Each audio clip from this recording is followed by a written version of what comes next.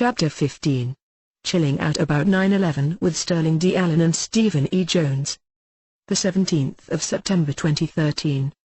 In early November 2012, I was honored to attend the Global Breakthrough Energy Movement (BOOM) conference in Hilversum, Netherlands, to give a presentation entitled Infinite Energy, but Not for the Masses. A slightly different version of this talk was posted on my website sometime in 2010, Oregon 20111. In the presentation, I discuss how free energy technologies have been and are being covered up, using various methods. One method involves the way in which certain groups or individuals function, in that they give the appearance they are interested in helping to bring out free energy technologies, but when the evidence pertaining to their activities is studied carefully, it becomes clear there is something missing. It seems that they are not helping people to understand the fullest picture of what has been discovered about free energy technology.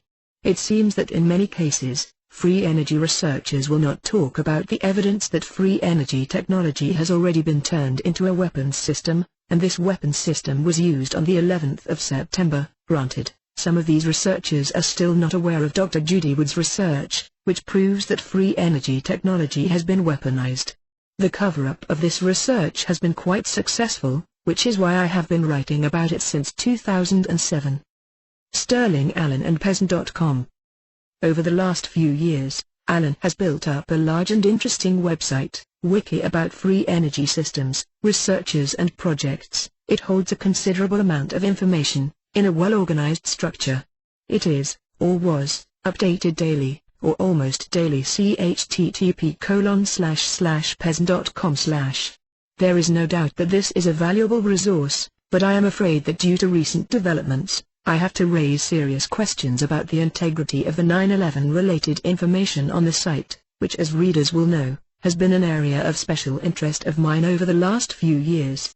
Again, as with Stephen Greer's free energy initiatives, Ceasepower, Aero 2012, the Orion Project and, lately, Sirius Technologies, which I have analyzed and written about before, the intent seems good, but actual concrete results seem to be minimal or non-existent.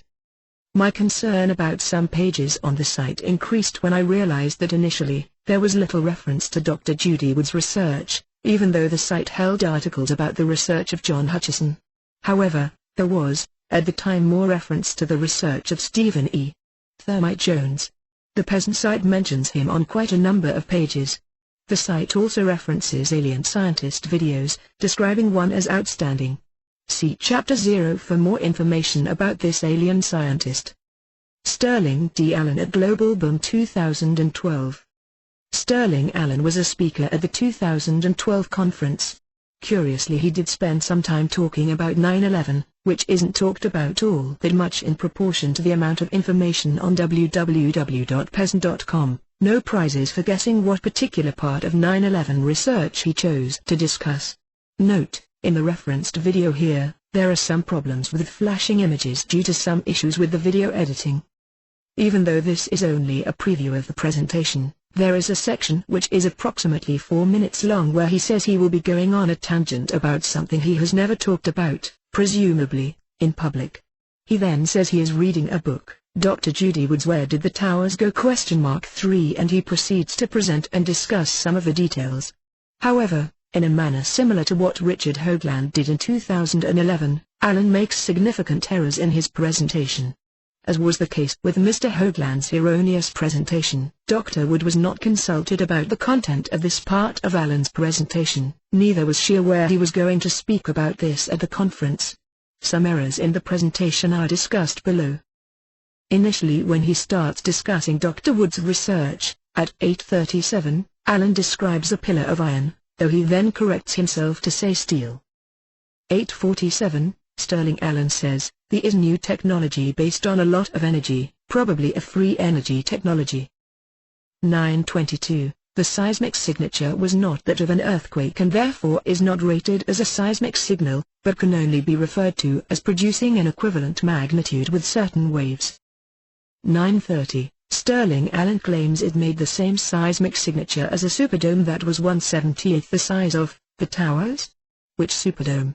In Dr. Wood's presentation, she shows that WTC-1 had about 30 times the potential energy of the Seattle Kingdom. In any case, it did not make the same seismic signature. The Seattle Kingdom generated S waves, P waves, and surface waves. No S wave or P waves were generated during the destruction of WTC 1, 2, 3, 4, 5, 6, 7. Only a surface wave was generated during the destruction of these buildings. So they did not leave the same seismic signature. 9:55, Sterling Allan claims the signal lasted only 6 seconds. It should be 8 seconds for WTC 1. Sterling Allan claims it would take 9 seconds for the things on the top to hit the bottom. Is Sterling Allan claiming the buildings would have collapsed in 9 seconds? Apparently, he has not developed any collapse models and done energy calculations for them. It would take 9.22 seconds to drop a bowling ball from the roof to the ground in a vacuum. 10:20, Sterling Allan claims right next door, 200 feet from this, 12 firemen in a part of a stairwell that wasn't collapsed by the dust. Contrary to what Sterling Allan says, there were 14 people in Stairway B who survived, and 2 more who survived higher up in Stairway B, even though the stairway didn't survive. 10:35, Sterling Allan implies a directed energy weapon would have to cut everything like a saw at one level and is surprised that this is not what happened, as if he is setting up to claim that therefore a directed energy weapon could not have been used. 10:45, Sterling Allan claims this was new technology they deployed on that day. How does he know the age of the technology? Does he know who they are and has been given it through the facility where it was kept? 10:50, Sterling Allan claims the WTC-7 was destroyed by classic controlled demolition. He obviously hasn't done his homework. 11:40, Sterling Allan discusses the height of the rubble pile of WTC-7.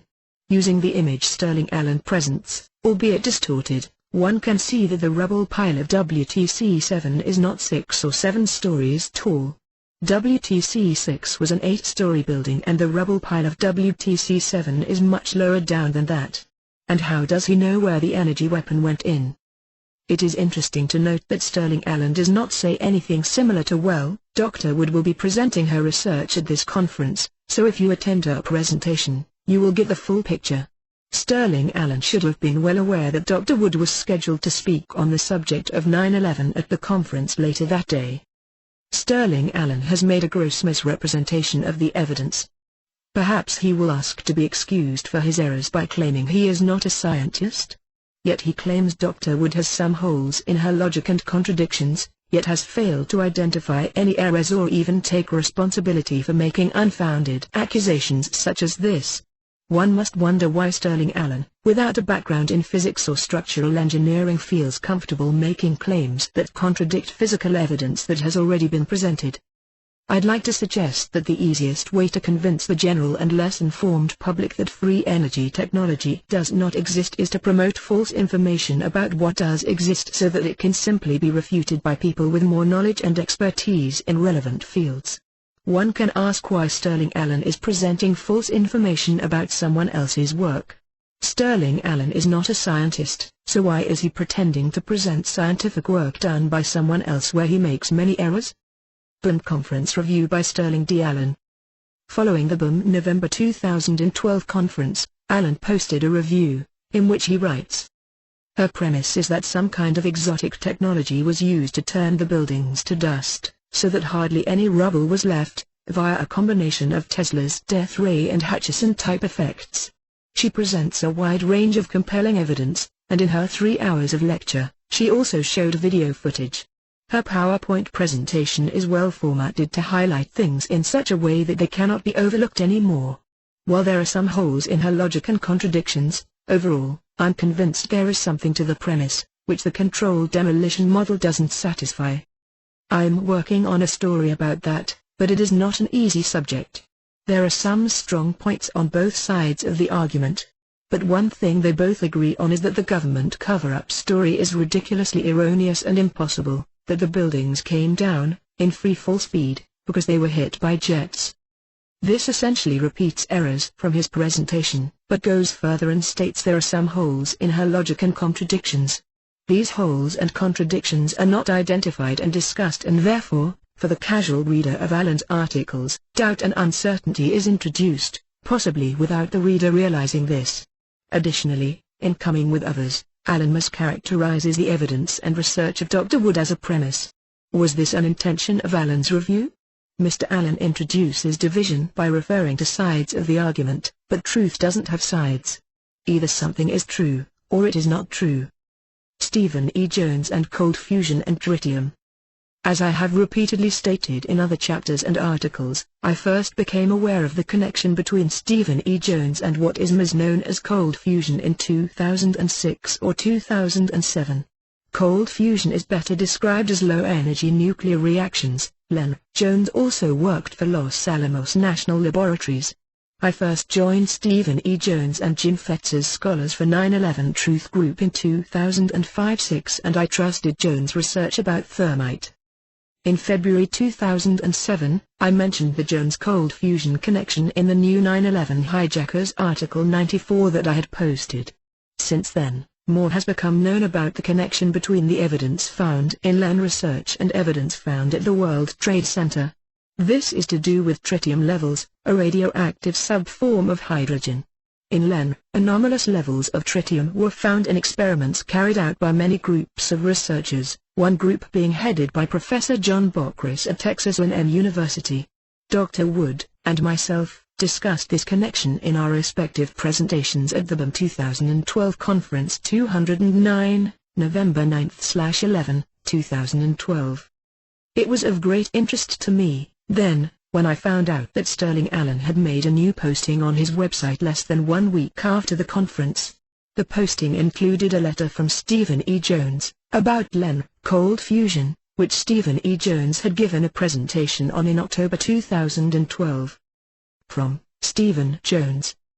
Sent, Saturday, November 17, 2012, 4:15 p.m., GMT-7. Subject, Slides, with minor edits, from seminar given at UNF of Missouri, the 25th of October 2012.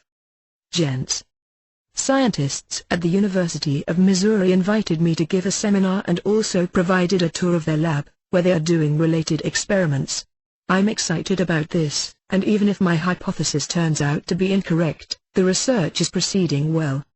I wish to re-emphasize that I find data for anomalous excess heat, without evidence for commensurate fusion products, to be compelling at this time. Back in 1989, I tried repeatedly to get P&F to drop their claim that the excess heat was due to DD fusion, to no avail at the time.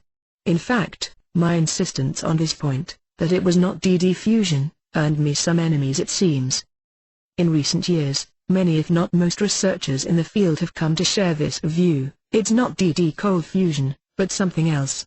Even Fleischmann admitted it was not DD fusion, before his passing.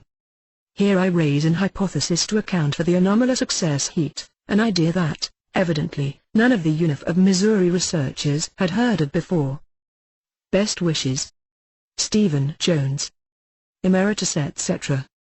P.S. Slides from the Naval Research Lab which I cited are publicly available from the ICCF 17, August 2012, conference in Korea, here.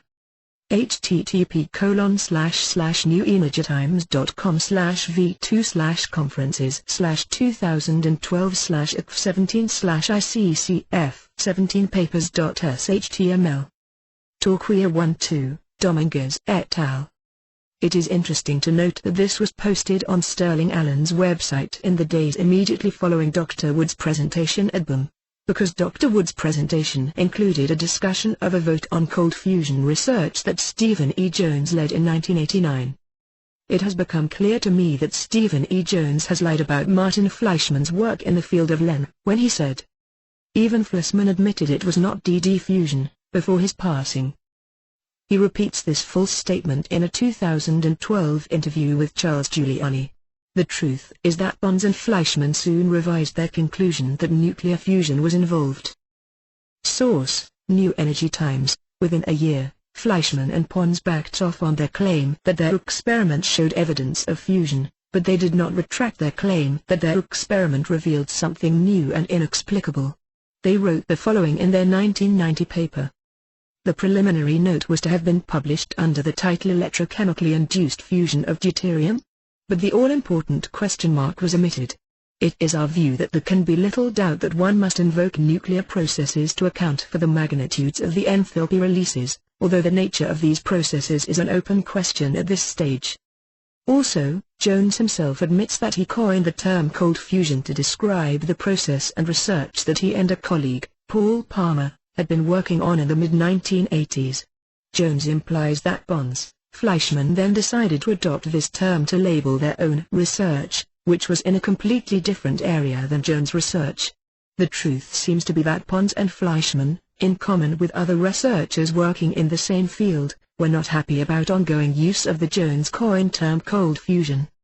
One might ask, are both Sterling D. Allan and Stephen E. Jones being deliberately careless in their description of important details, to divert people away from making connections between disparate sets of evidence? Is Stephen E. Jones worried?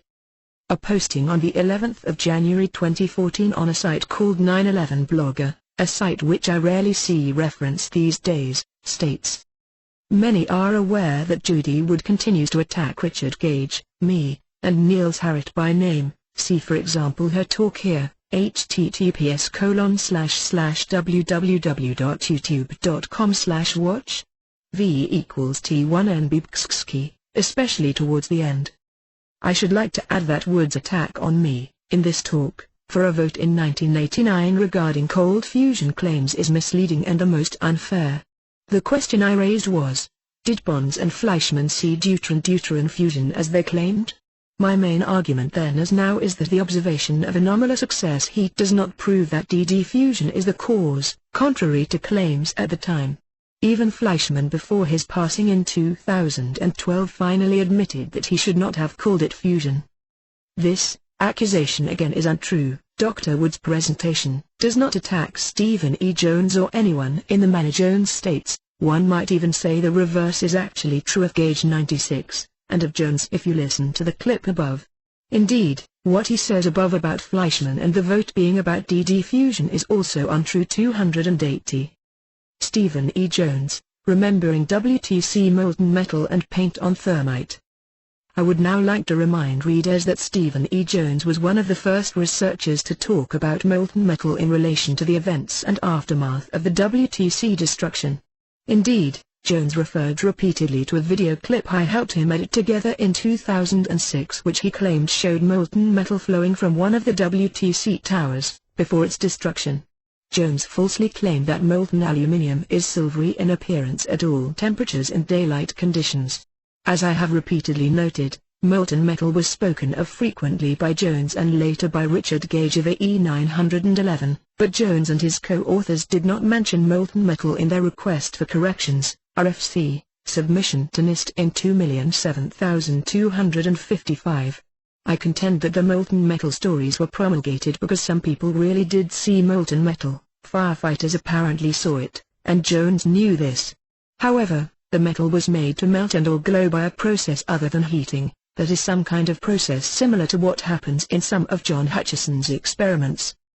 In order to keep the hot molten metal myth alive, it seems Stephen E. Jones had to come up with some highly dubious suggestions, such as beams in the towers being painted with thermite 102 or thermate. Keeping it in the family? Another curious thing which arose shortly before the BAM conference was that Sterling Allan's brother, Nathan Allan, posted a review of Where Did the Towers Go? On the Amazon page. Apparently, it was Nathan Allan who described Dr. Judy Wood's book to Sterling Allan and he became interested in it. Though the review is favorable, he also wrote, "Her scholarship is so great in some areas, though unfortunately in parts she strays a bit far into tenuous tangents. For instance, even mentioning the Coral Castle and its surrounding hearsay unnecessarily discredits her efforts. The best nougats are tantalizingly hidden in subtle places throughout the book." He also claims her math surrounding pancaking is incorrect, a reference to Dr. Wood's billiard ball example, BBE. This is not a model, it is a thought experiment to encourage people to re-evaluate, in a dispassionate way, the rapid demise of the towers. Nathan Allan has not fully understood this example, it seems, that is it is an example not a model or a simulation. Note that Dr. Wood's billiard ball example, BBE, was accepted through peer review and presented at an international engineering conference in June 2006. Nathan Allan also takes issue with the references to Coral Castle. In an article posted on his brother's site, he claims to have busted the idea that it is not well understood how it could have been built by one man. Nathan Allan makes a bold claim: Coral Castle has mystified engineers such as Chris Dunn. No one has been able to clearly show how all its features were built. Certainly, from my own examination of Coral Castle, I have concluded that the man who built, and rebuilt, it, Ed Leedskalnin, seemed to have knowledge about how to move and carve rock that no one else in modern times seems to have. Sterling D. Allan reviews Dr. Wood's book. On 9th of December 2012, 1 month after the BAM conference, Sterling Allan posted an article entitled Part 1, The Ambulance That Survived WTC1 on the 11th of September equals Best Evidence for Dustification and Free Energy Demo. This article seems to be reasonably accurate in its description about some of what is covered in the book, although it repeats an earlier claim by Stephen E. Jones et al. That active thermitic material was discovered in dust from the 9/11 World Trade Center catastrophe. And again, the claims of thermite do not explain the evidence shown in the book Allan claimed to be reviewing. These thermite claims were not submitted to NIST in 2007 by Jones et al. Allan included a number of images scanned directly from Dr. Wood's book, and these were used without consultation or permission, but at this point, no action was taken. At the end of this article, seemingly out of sequence with what else is covered, Allan writes, Stephen Jones is not a disinformation agent. He sincerely believes that controlled demolition, using nanothermite along with conventional explosives, was used to bring down the towers, based on the evidence he has personally witnessed and studied. See my November 19, 2012 report about his reasons for saying that what people are calling cold fusion isn't fusion. This statement implies that something to the contrary is stated in Where Did the Towers Go, which is not the case. Vote for the evidence, vote for the truth.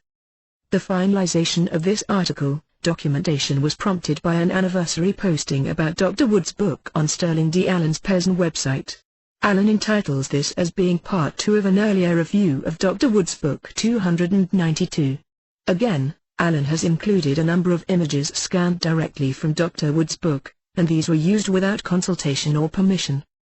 Whilst the thrust of what is written seems sincere and well-meant, there are again important errors which could have been avoided through prior consultation with Dr. Wood, who is referred to as Judy in the article. Some of these errors will be discussed below. First, however, I would like to discuss Sterling Allan's inclusion of polling in the article. Is this to encourage doubt and uncertainty about what may or may not be in the book? As the article is not a full reproduction of what is in the book, then really, because of the importance of the evidence, I ask, how can people make a fair judgment? Similarly, voting on whether the towers turned to dust is a ridiculous notion, especially when no images or video of this process are shown in the article. Additionally, voting on who committed this crime, that is inside job, is a ridiculous notion, considering that no evidence or discussion whatsoever is presented as to who committed these crimes. This appears to be an attempt to associate Dr. Wood's work with opinions that are void of evidence. Cold fusion and space beams. Due to the concerns expressed above, especially Allan's connection to Stephen E. Jones, I finally decided to write and present these concerns to him. I also included audio clips of Stephen E. Jones mentioning space beams, bonds, Fleischmann and fusion 281, and Stephen E. Jones coining the term cold fusion 284. As has been the case in the past, for me at least, responses to the emails I have sent have been quite illuminating. You can read the full exchange on my website. The tone of his response is pleasant enough and, after all, he was not obliged to respond at all, but he did, and in some detail. I asked Sterling Allan why he had decided to use the pictures without permission. His response was, I didn't finally decide to do this article until last night, and I wanted to have it as the 9/11 feature, hence I didn't have time to first get permission from Dr. Wood. A lack of planning does not negate the need for permission. I asked Sterling Allan if he had used polls on any other articles and he kindly responded. You can see a list of the polls I've done at http://www.99polls.com/profile_90262. You will see that in the past few months I've done polls with other technology postings, including the Yildiz Magnet motor demo and a feature on Geoffrey Miller. See http://pes.com//2013/08/13/960235/with_Geoffrey Miller_energy-backed-lab/. I asked why he had gone to some trouble to use them in this article. He responded, "Just curiosity. I've actually been very pleased with the response so far. I had thought there was more hesitation in my audience regarding 9/11. However, a lot of this traffic is coming from Rents.com, which isn't my usual audience." I also asked him about a comment he made at the end of Dr. Wood's presentation where he stated he would discuss what he had seen in the presentation with his friend Stephen E. Jones. Allan actually stated that what he had seen was obvious. I inquired if such a discussion had taken place and what the outcome, if any, had been. Allan replied, "Yes, I met with him. He remains a good friend. I've gotten 2 emails and a phone call from him in the past week."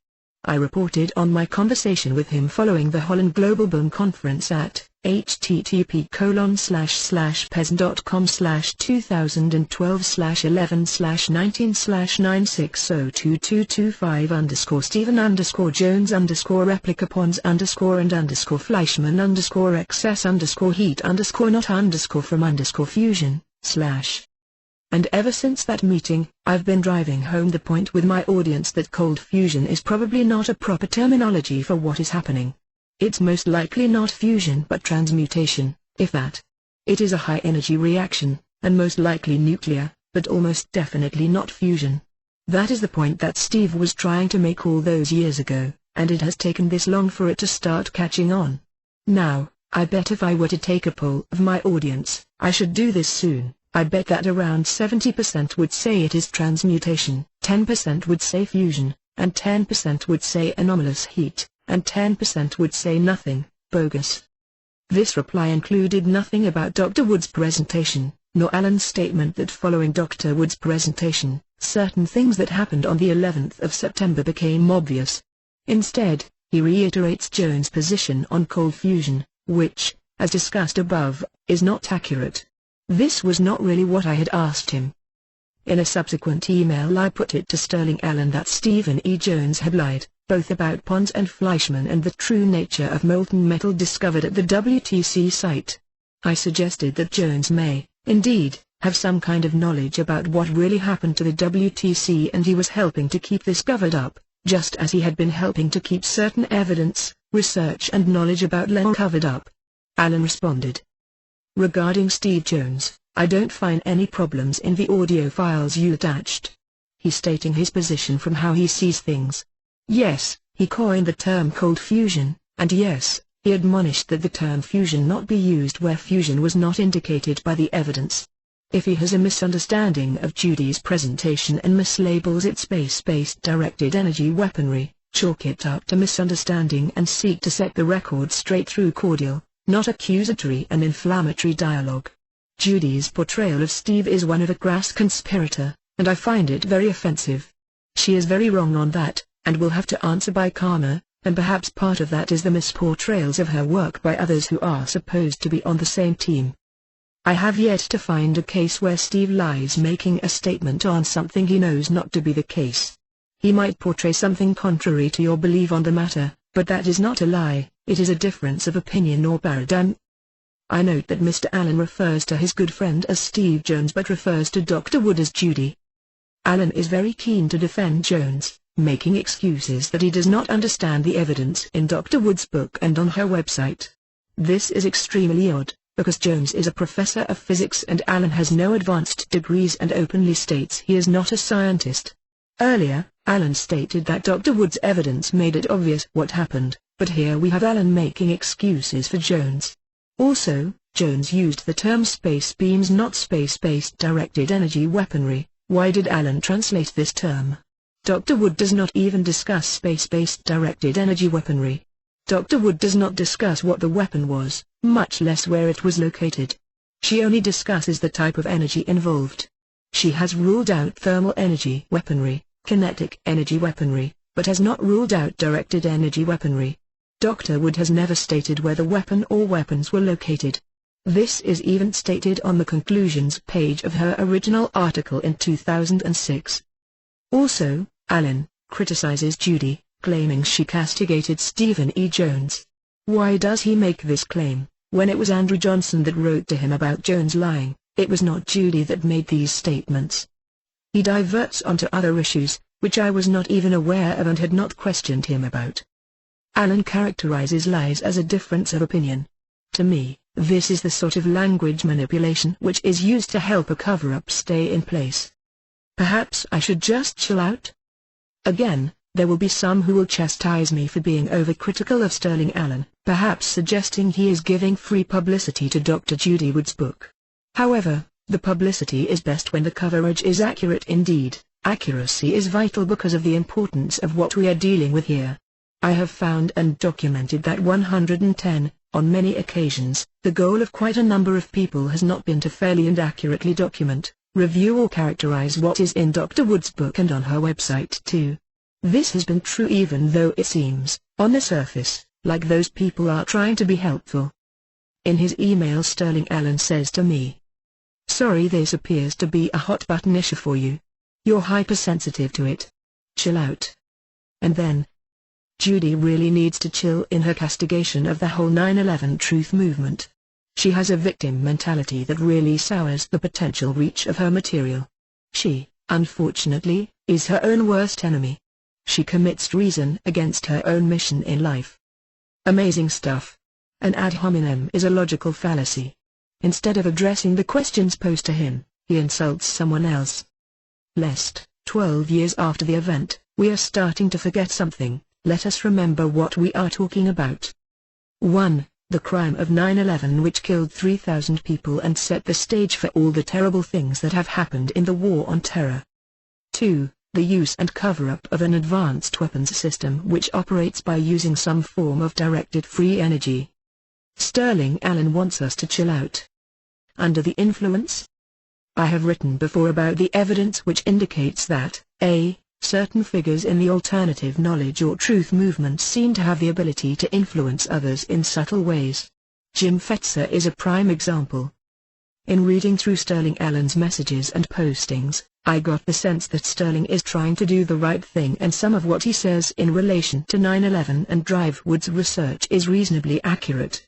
However, why did he post these articles, using images without permission? Why did he talk about Wood's research at the BOOM conference in the way he did? Why did he describe it as a Tesla death ray? Why does he not ask himself serious questions about the role of Stephen E. Jones in this whole matter?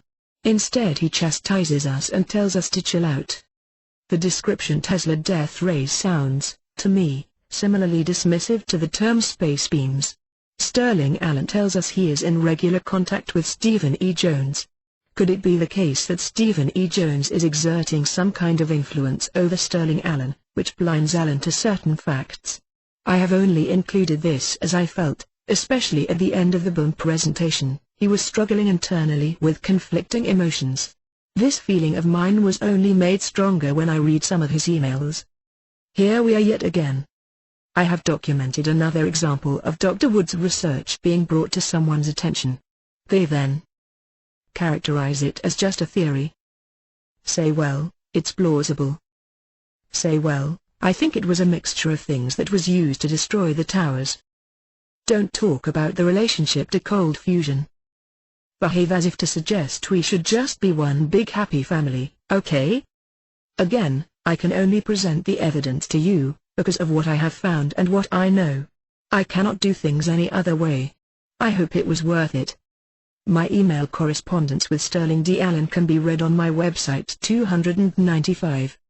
Sterling D. Allan sentenced to minimum 15 years in prison in June 2016. A report from the Utah newspaper Daily Herald describes that Sterling Allan was sentenced by Judge Darold McDade to 15 years to life in the Utah State Prison for 2 first-degree felony charges of attempted sodomy on a child.